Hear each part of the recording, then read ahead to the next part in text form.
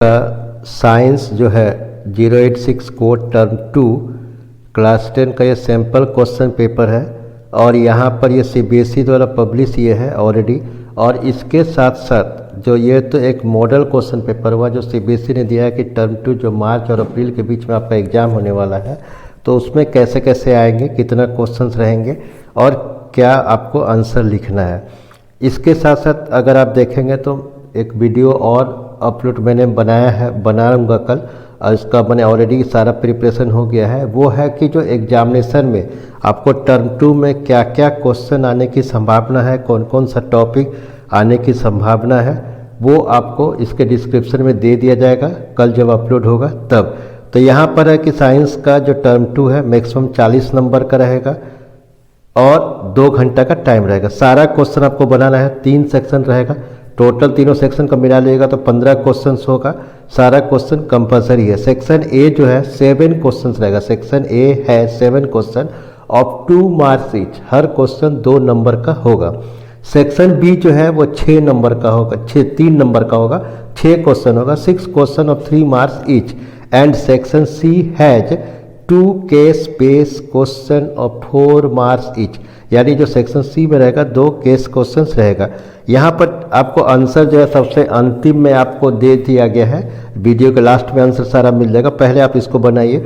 Already बहुत सारे video इससे रिलेटेड होंगे, लेकिन यहाँ पर आपको आंसर के साथ है, मैंने विथ सॉल्यूशन है, ये ध्यान रखना है। तो table shows the electronic structure of 4 element का यहाँ पर जो है स्ट्रक्चर दिया है, इलेक्ट्रॉनिक स्ट्रक्चर दिया हुआ है कि इलेक्ट्रॉनिक स्ट्रक्चर 26, 281, 287, 288। तो identify which element will form covalent bond. Covalent bond कौन बनाएगा?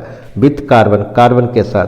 फिर उसका बाद carbon reacts with an element in the above table to form several compound, give suitable reason, और कारण देना क्यों। तो अगर इसका आंसर आप अगर सीधा दीजिएगा, तो अगर इसका जैसे 1 का क्वेश्चन है तो 1 का अगर मार्किंग स्किप दीजिएगा, इसका पीडीएफ भी अपलोड है। तो यहाँ पर देख रहे हैं कि पी एंड आर वो कार्बन से रिलेट करेगा क्योंकि कार्बन हैज़ 4 वैलेंसी। तो जो आपका मार्किंग स्कीम है ये ध्यान देना है कि दोनों में हाफ हाफ नंबर का, यहाँ पर भी लिखेगा आंसर तब हाफ नंबर, यहाँ भी हाफ नंबर। तो यानी आपको यहाँ पर 2 क्वेश्चंस बने के एक 2 नंबर का होगा। तो पहला में P लिखेगा तब हाफ, R लिखेगा तब हाफ, और दोनों में कार्बन है जो 4 वैलेंसी ये लिखेगा हाफ, और बने की जो टेट्रा वैलेंसी है तो वो लिखने से हाफ।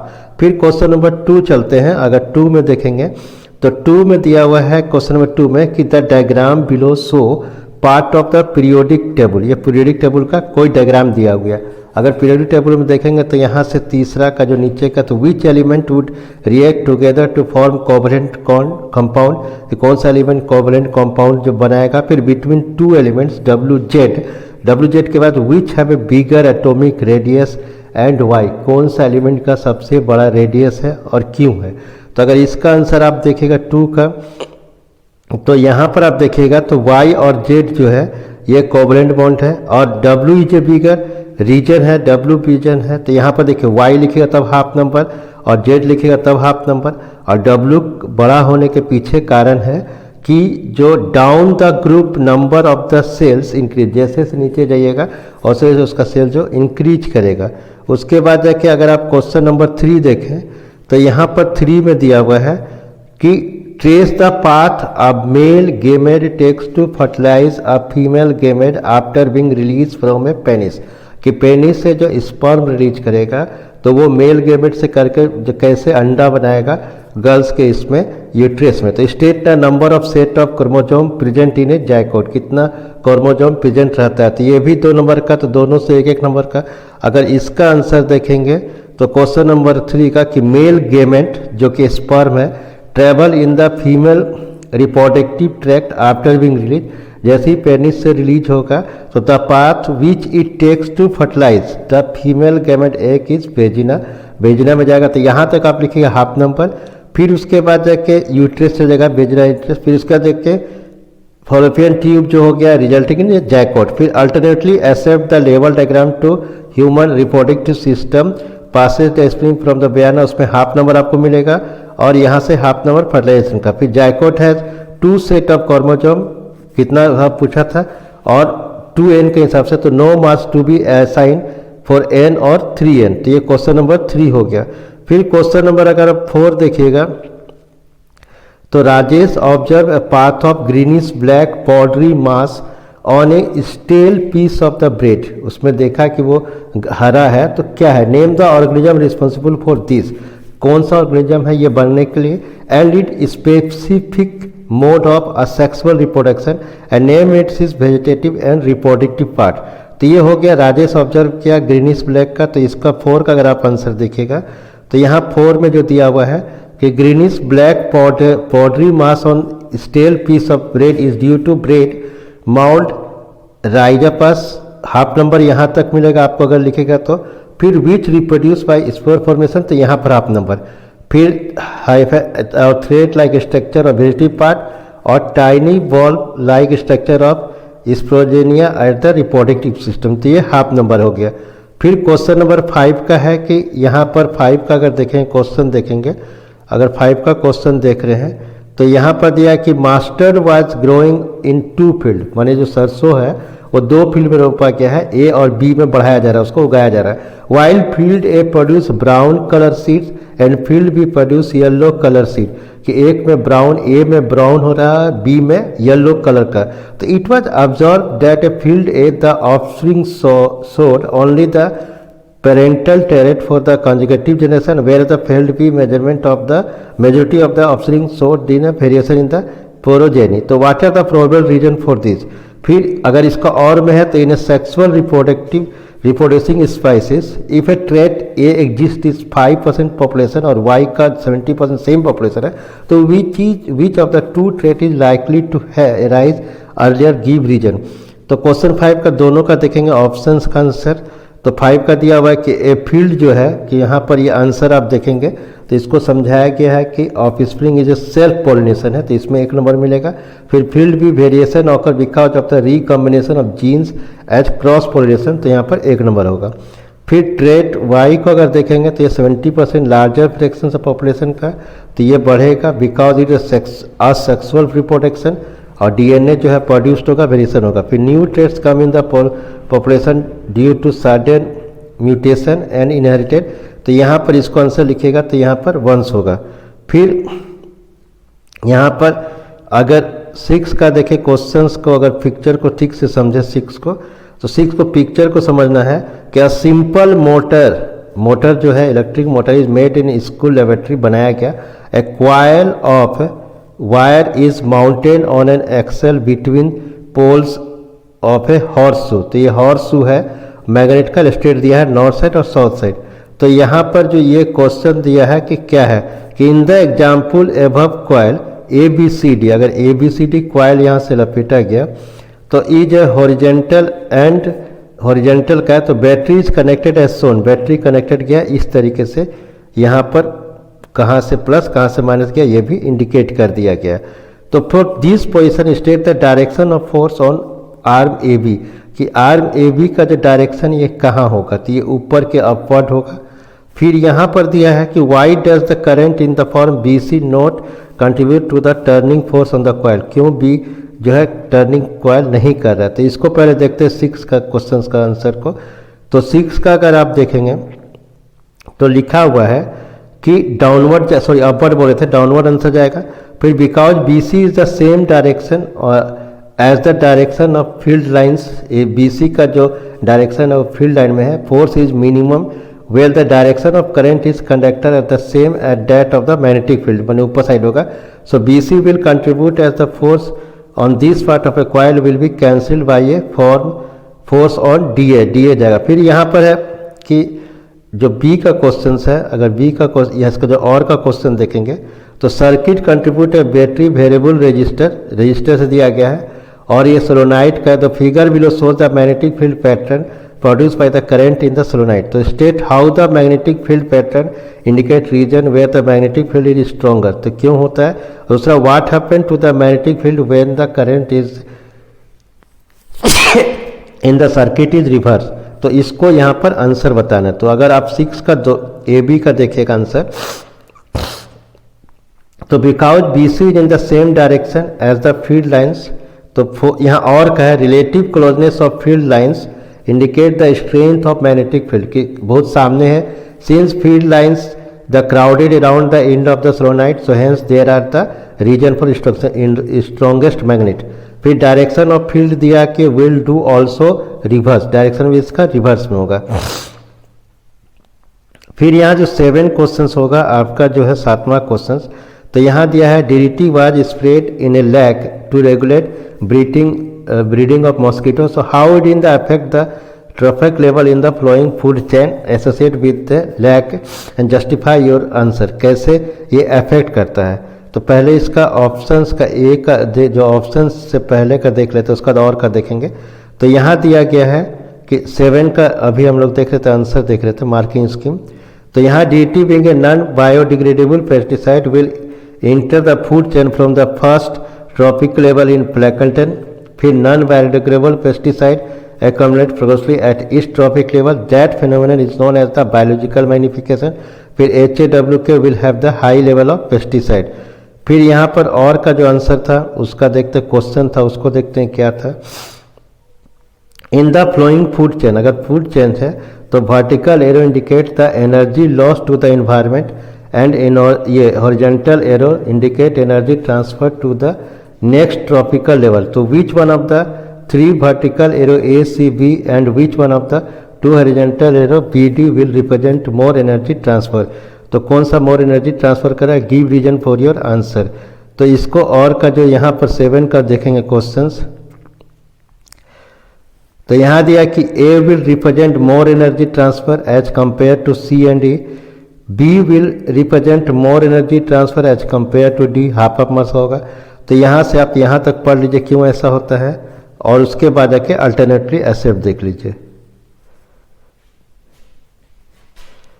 उम्मीद है इसको देखे होंगे, और इसको नहीं तो आप इसको फिर उसके बाद जाके सेक्शन B में चलते हैं।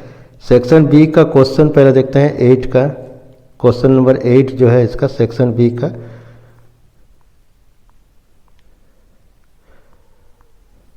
तो यहाँ पर 3-3 नंबर का क्वेश्चन, आप क्वेश्चन देखिए कि an element from period 3 of modern periodic table that match the description given below in each instance, कि जो उदाहरण दिया गया तो इसको रीजन बताना। It has similar structure to diamond, diamond जैसा है। फिर at same value is the lithium, and C में क्वेश्चन पूछा है it has variable valency and is a member of oxygen family A. तो यहाँ 3 क्वेश्चन है, तो तीनों का आपको आंसर देखिएगा। तो 8 का आंसर जो दिया हुआ है, तो यहाँ पर सिलिकॉन है, रीजन्स दिया गया है कि टेट्राहाइड्रल स्ट्रक्चर्स है। फिर और का जो क्वेश्चन था टेट्रेसी, इसका 4 वैलेंसी और कैट्रियन है, कोवेलेंट बॉन्डिंग लाइक कार्बन है।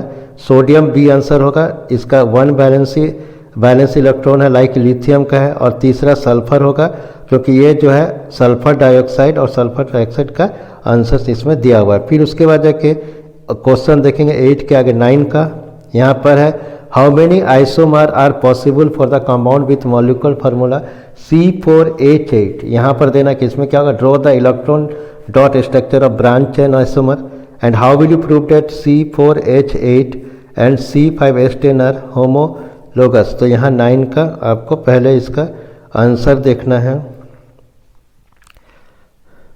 9 का इस तरीके से आपको आंसर लिखना है। पहले 4 लिखेगा तो उसमें हाफ नंबर मिलेगा, फिर डॉट स्ट्रक्चर्स में 1 नंबर, ये ध्यान देना आपको। यहाँ देखिए ये मार्किंग स्कीम है CBSE द्वारा। फिर B का आंसर होगा कैसे होगा, डिफर कैसे होगा, तो इसको समझाया गया है। तो पहला C4H18 एंड C5H10 का होमोलोगस बताना, तो हाफ नंबर इसमें का क्यों डिफर अलग करता है, तो हाफ नंबर दिया हुआ है, कोई 2 रीजन आपको देना है। उसके बाद जाके और का भी देख लेते हैं, क्वेश्चन पहले देख लेते हैं और में जो क्वेश्चन था क्या था। तो यहाँ पर क्वेश्चन था कि ए का जो मेल्टिंग पॉइंट दिया हुआ है और बॉइलिंग पॉइंट दिया हुआ है, तो मॉलिक्यूलर फार्मूला दिया है C2H6O, तो is soluble in water in all proportion. तो identify A and draw its electron dot structure. फिर बी का मॉलिक्यूलर फार्मूला लिखना है कि उसका क्या होगा। तो 9 का और का आंसर देखते हैं। तो यहाँ पर देखिए 9 का दिया है कि इथेनॉल है, इसका अगर ए इथेनॉल लिखेगा तो 1 नंबर मिलेगा, फार्मूला लिखेगा तो 1 नंबर, डॉट स्ट्रक्चर पर 1 नंबर है और वहाँ पर इथेनॉल पर। फिर यहाँ पर यहाँ दे देना और इस तरह से दे देना, 1 नंबर दे देगा कि कौन सा होगा। फिर क्वेश्चन नंबर 10 का देखते हैं कि क्वेश्चन नंबर 10 क्या है। तो 10 का देख रहे हैं कि यहाँ पर आपको क्वेश्चन दिया है कि 2 पी प्लांट लेना है, one with round yellow seed जिसको RRYY, और दूसरा जो है रिंगल जो ग्रीन जो है इसको छोटा RRY मान लिया गया। तो यहाँ पर इसको पहले क्वेश्चन पढ़ लीजिए 10 का। उम्मीद है क्वेश्चन आप देख लेंगे 10 का। तो चलिए 11 का देखते हैं 10 का आंसर क्या होगा।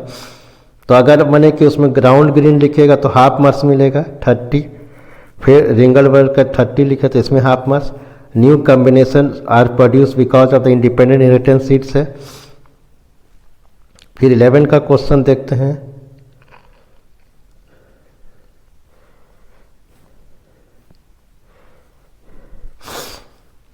कि यहाँ पर कॉस्ट दिया है 3.50 रुपये 1 किलोवाट पर आवर का of electric energy, main electricity का बोर्ड का जो है, और हीट जनरेटर है जो मैक्सिमम पावर 2 किलोवाट है।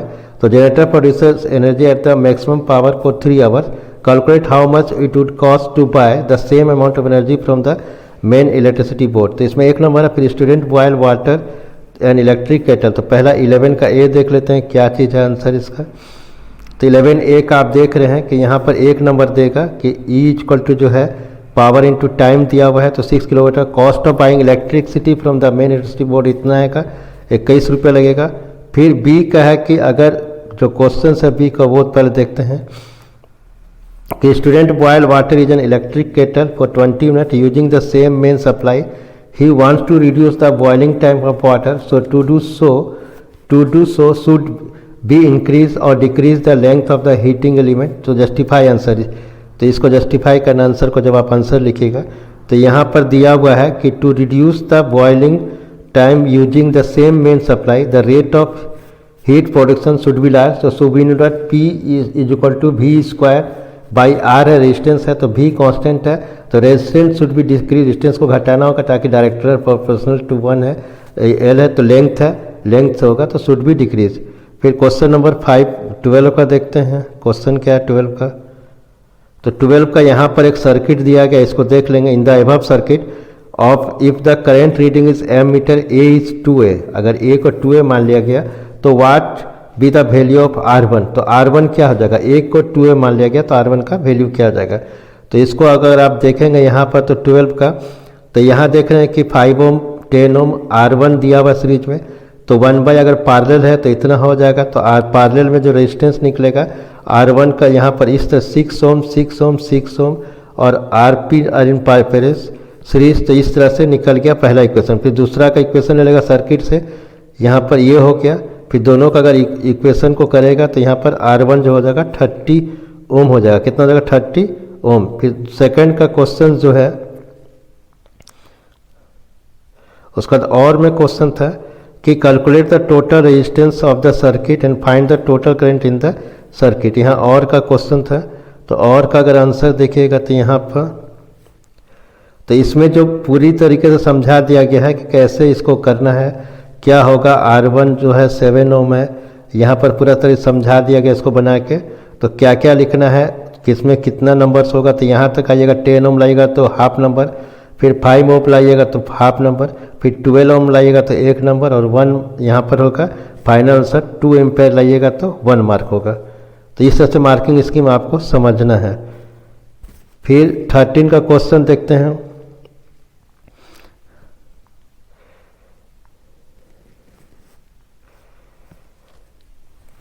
तो यहाँ दिया कि गैस ए है, उसको अपर लेयर जो अगर एटमॉस्फेयर का तो डेडली पॉइजन है but it is essential for living beings, लेकिन जीने के लिए भी जरूरी है। तो amount of the gas started decline sharply in the 1980s। कैसे ये जो घटने लगा, तो आइडेंटिफाई कैसे, how is it is formed at higher level atmosphere, why is it essential for living beings and state the cause of depletion of this gas. 13 का एक gas का खत्म होने के पीछे क्या कारण था।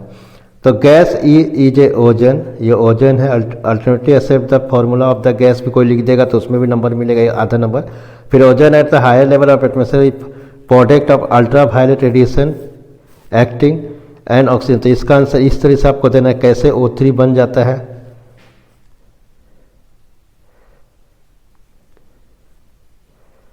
और अल्ट्रा को साउंड को कैसे देना CFC को, ये आंसर दिया हुआ है। फिर सेक्शन सी देखते हैं। सेक्शन सी का क्वेश्चन क्या है, इसमें भी और करके है। तो सेक्शन सी को देखते हैं क्वेश्चंस को। दो सेक्शन है, केस स्टडी है 14-15। तो साहिल जो एक एक्सपेरिमेंट करता है inheritance pattern of genes का। तो ही cross tall T plant T with short T plant short T. तो यहाँ दिया हुआ है what will be the set of genes, पहला क्वेश्चन है। फिर give reason why only tall plants are observe F1 फोरोगोमी। तो यहाँ से इसको आप अगर क्वेश्चन देखेंगे, इसका और का भी देख लीजिए, क्रॉस पोलिनेशन होता है। तो टोटल 800 प्लांट है प्रोड्यूस है। तो how many these to be toll, कितना बड़ा होगा कितना मीडियम होगा। तो इसको क्वेश्चन को देख के बाद देखें, फिर इसको हम लोग इसका आंसर देखते हैं। तो 14 का आंसर आप देखिए दोनों दिया हुआ है, मिला लीजिए आंसर आपका और का भी।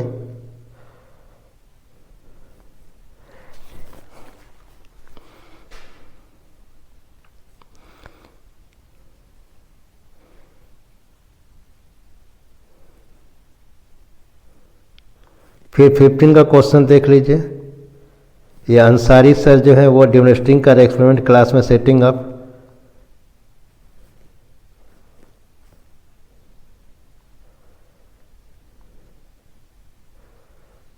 पहले का इसको और से पहले देख लीजिए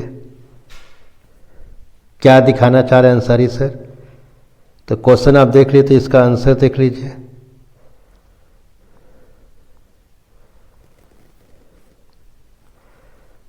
जो सर है वो इलेक्ट्रॉनिक मैग्नेटिक इंडक्शन दिखाना चाह रहे हैं EMI। This will induce current in the coil due to relative motion between the magnet coil. तो आंसर यहाँ पर हो गया। और का क्वेश्चन देखते हैं 15 का। और का क्वेश्चन क्या था,